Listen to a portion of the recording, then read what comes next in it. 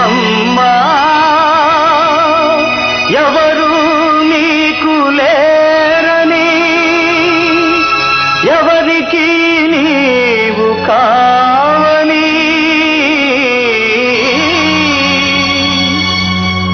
ఎటువైపమ్మా ఈ గమనం, గమ్యం లేని పయనం, ఎటువైపమ్మా ఈ గమనం, గమ్యం లేని పయనం, వెలుగే కరువై బ్రతుకే బరువై పగిలేనమ్మా నీ హృదయం, ఎటువైపమ్మా ఈ గమనం, గమ్యం లేని పయనం.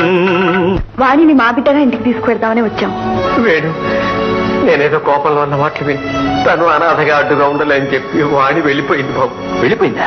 అమ్మ సమస్య పరిష్కరించగా ఆత్మాహుతికే తలపడ్డావా?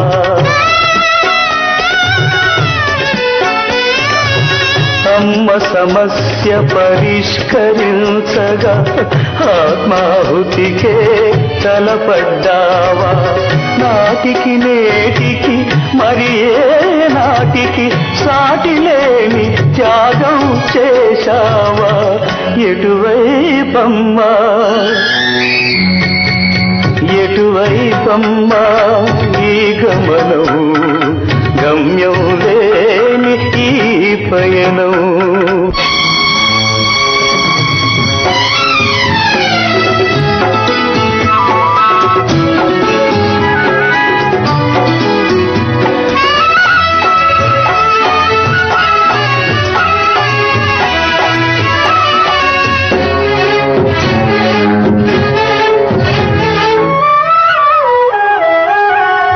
నీ సమస్య ఇది కానే కాదు, సృష్టికర్తకే కఠిన పరీక్ష.